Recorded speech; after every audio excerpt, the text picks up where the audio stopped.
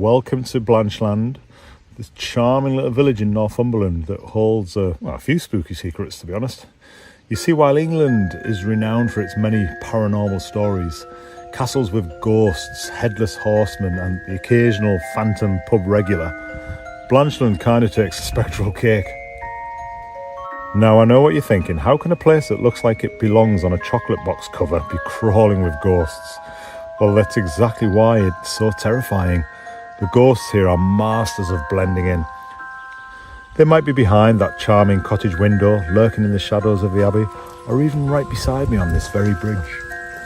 But fear not, today I'm going to unravel the spooky mysteries of Blanchland as I delve into ghostly tales, meet the friendliest phantoms, and perhaps even catch a glimpse of something out of this world. So grab your ghost hunting gear, keep your wits about you, and let's cross into the land where history and hauntings go hand in hand.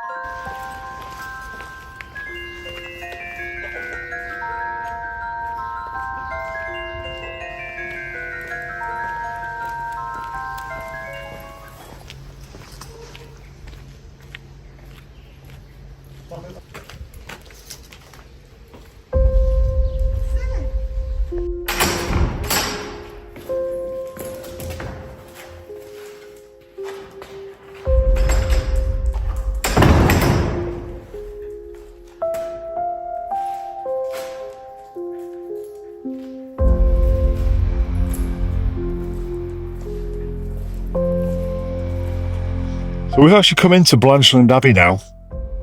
I mean, this building was founded in 1165 by the Premonstratensians. Try saying that fast 5 times. Now, the monks wore white woolen habits, which is why this place is called Blanchland or Whiteland. Original, right? Now, the abbey had struggled on in this remote, lonely setting for centuries. But can you imagine trying to get your Amazon packages delivered out here? Picture it, you get a notification. Your package will arrive in the next century. Now, the abbey's serene existence was shattered by none other than Henry VIII in 1536 when he decided basically that monasteries were overrated and he had them all dissolved. Talk about a bad breakup. But don't worry, the monks left their mark, quite literally. The churchyard at the front of the abbey, which we'll have a look at in a minute, is said to have a mass grave from a savage raid by the Border Reivers, the Scots. So it's kind of like Game of Thrones, but with monks. Who needs dragons when you have foggy moors and ghostly apparitions?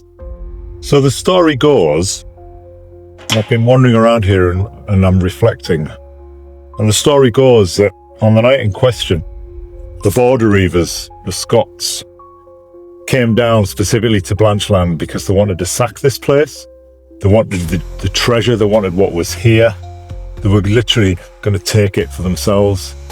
But as they descended into the Derwent Valley, an eerie misty fog suddenly enveloped the whole valley and the Scots were lost. They didn't know where they were going. So they had no luck. So they decided to turn around, retreat back to where they came from. Now, this is where the story gets really fascinating. Knowing that the monks had outwitted the Border Reivers, they decided to ring the bells in a joyous celebration. Unfortunately, the peal of the bells, you know where this is going, pricked up the ears of the Border Reivers. They turned around, came back, came into the monastery and massacred every last monk to a man. I'm trying to imagine what that would have been like for the monks when the Border Reivers were coming in and attacking them. Were they thinking about themselves? Were they trying to protect the monastery, the abbey? Were they trying to protect the treasure within? I guess we'll never know.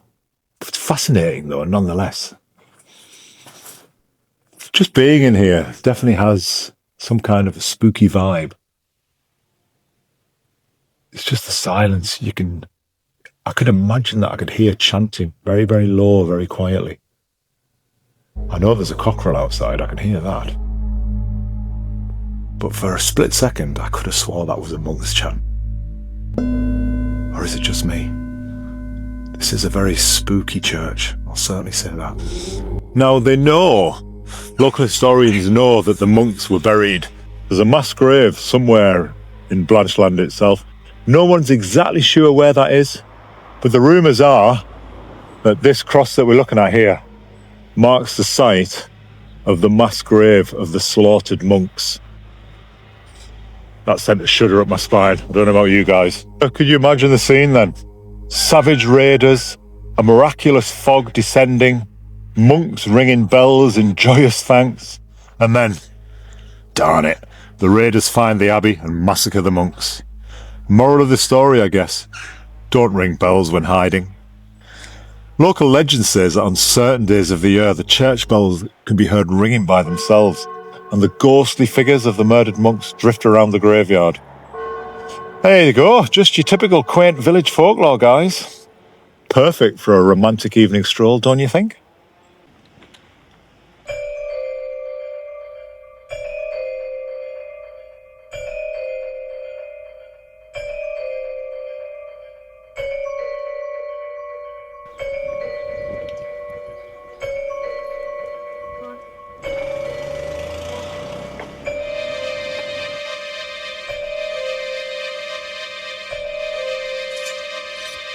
And now, the piece de resistance, the Lord Crewe Arms. It was once the abbot's guest house and kitchen. Now it's a cosy, atmospheric hotel. Imagine checking in though and finding out that your room comes with a complimentary ghost. It's got everything, this place. It's got a barrel-vaulted crypt bar, massive stone fireplaces, and not to mention ghosts. Lots of ghosts. Who needs room service when you've got Dorothy Forster?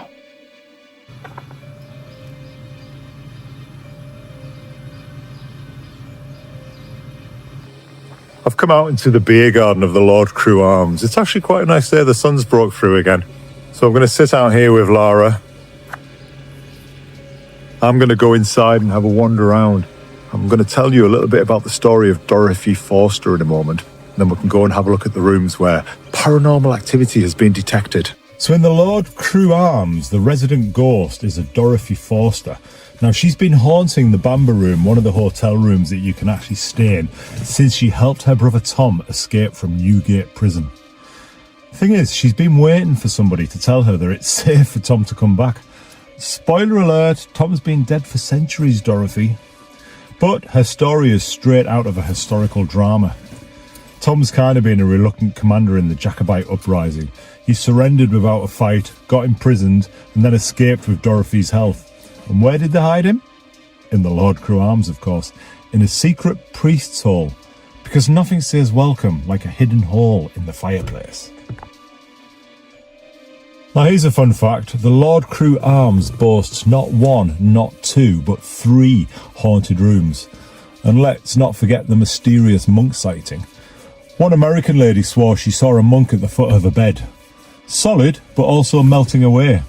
And then there's old Tom, the friendly ghost who lights fires. One lady heard him walking around, but surprise, Tom had died months earlier. I guess even ghosts need hobbies.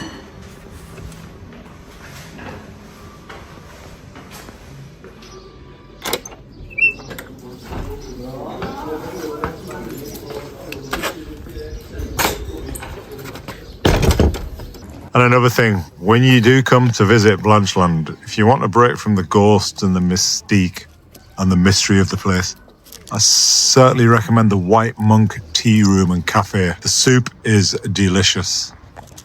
I'm going to tell you a story about 20 years ago, when I was a lot younger, in my 30s. I came here one Halloween, thereabouts, a few days before Halloween. I came here with a friend, and we wandered. We knew the tales and we knew the stories of Blanchland. And we came specifically to come to the Abbey and to come to the graveyard where I'm stood right now. Now we sat on a bench and we had a hot chocolate, sat around, trying to see if we'd see anything paranormal. Nothing happened. We were on our way out. We walked up the path away from the Abbey. Just as we got to the gate, it was eerily silent. It was about 10 o'clock at night. We heard what can only be described as chanting coming from the back of the Abbey.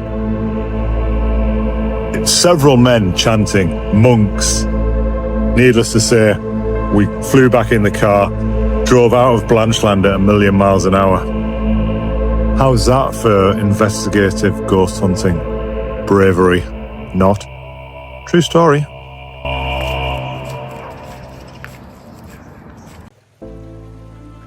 So that's going to do it from the village of Blanchland, which is literally in the middle of nowhere, but is probably the most haunted village in the whole of England. Ghosts abound here, the stories are legendary. Google it, you'll learn all about this place. The Lord Quran, Dorothy Forster, the white monks that were massacred by the Border Reivers. They're just, the atmosphere, you can just sense it. Something. I don't know what it was. Remember, I do have history here.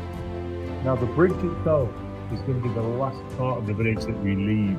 But bridges, crossroads, these intersections where roads, fences, perimeters meet, are generally hotspots for paranormal activity.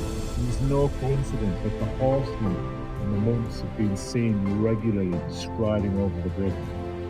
They just seem to be attracted to these meeting points. Keep wandering and keep wondering. And I'll be back really, really soon. In the heart of Northumbria, where the mist clings to the moor, lies a village cloaked in mystery, with tales of yore.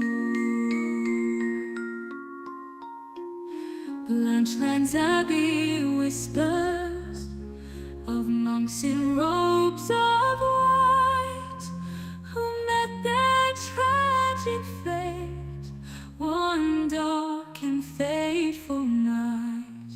Oh, the bells of Blanchland ring through the centuries, echoes of the white cannon's prayers carried by the breeze. The ghosts of the fallen linger in the air. In the most haunted village, do you dare to venture there? The Border Reivers thunder with fury in their eyes. The monks final their last mournful cry. In the abbey's shadowed corners, their spirits find no peace. A tale of devotion, forever to be released. All the bells of Blanchland ring through the centuries, echoes of the white cannon's prayers carried by the breeze. The ghosts of the fallen linger in the air. In the most haunted village, do you dare to venture there? At the Lord Crewe arms, I sat beside her in my hand, hoping for a glimpse of Dorothy in this haunted land. 3 resident spirits weave the tale so old, in flickering candlelight their stories unfold. Dorothy Forster wanders through the ancient halls, her heart forever bound within these weathered walls. With every creak and whisper, the past comes alive in Blanchland's haunted village, where shadows thrive. All the bells of Blanchland ring through the centuries, echoes of the light and its